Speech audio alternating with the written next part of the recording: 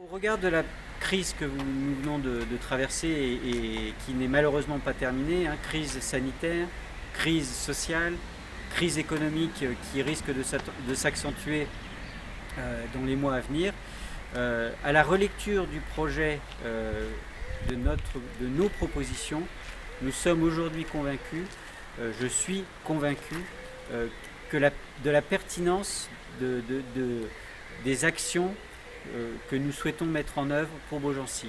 Que ce soit les propositions liées à la santé, où depuis le début, nous sommes persuadés que c'est une démarche collective qui doit s'appuyer sur les organisations existantes, que ce soit la maison de santé de Tavers, que ce soit l'hôpital avec sa labellisation hôpital de proximité. Cet aspect, ce collectif, ces outils qui sont aujourd'hui présents sur Beaugency doivent être impérativement développés, améliorés, confortés dans leur fonctionnement. De même, nos propositions qui sont liées à l'attractivité de la ville de Beaugency, à la dynamisation du commerce, avec en particulier notre projet de travailler en étroite relation avec un manager de centre-ville. Cette proposition est d'autant plus prégnante aujourd'hui, beaucoup plus nécessaire compte tenu des difficultés que peuvent rencontrer un certain nombre de nos commerçants. Les propositions que nous portons sur le développement durable, la transition écologique, sont autant d'éléments que nous avons pu toucher du doigt pendant cette période d'arrêt économique. Et il y a, je crois, un certain nombre de leçons à tirer de cette période qui était tout à fait particulière. L'approche du programme que nous portons justement par rapport au développement durable et à la transition écologique se veut une approche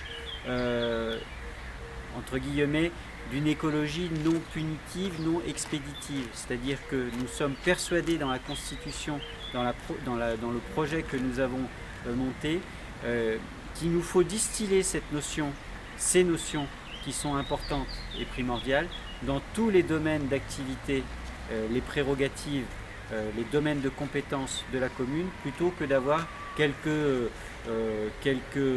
projets un petit peu phares, un petit peu fourre-tout, un petit peu porte-étendard, mais qui ne pérennisent pas cette approche que nous souhaitons mettre en place dans le cadre de notre projet. La difficulté de cette campagne électorale, cette deuxième partie de campagne électorale, est conditionnée par le fait que nous n'aurons pas la possibilité de venir vous rencontrer physiquement, que ce soit dans le cadre de réunions publiques, que ce soit des échanges comme nous avions pu avoir en début d'année avec un stand sur le marché. Voilà, nous respectons les préconisations et encore une fois, je vous rappelle que cette pandémie n'est pas terminée, même si nous avons aujourd'hui le sentiment d'un vent de liberté avec en particulier le soleil qui est là, l'ouverture des restaurants, etc.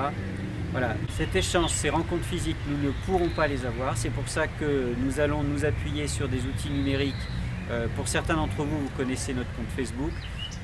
Nous allons activer un site internet sur lequel vous allez pouvoir avoir accès à la présentation de la totalité de la présentation des colistières et des colistiers, et vous allez avoir le détail du programme.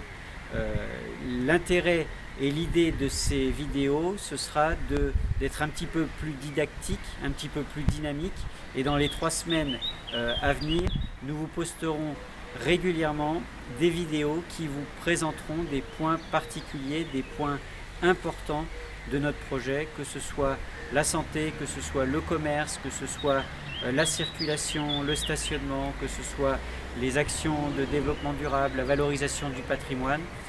Nous allons passer comme ça ensemble 3 semaines sous forme de vidéos assez courtes de 2-3 minutes que nous posterons régulièrement.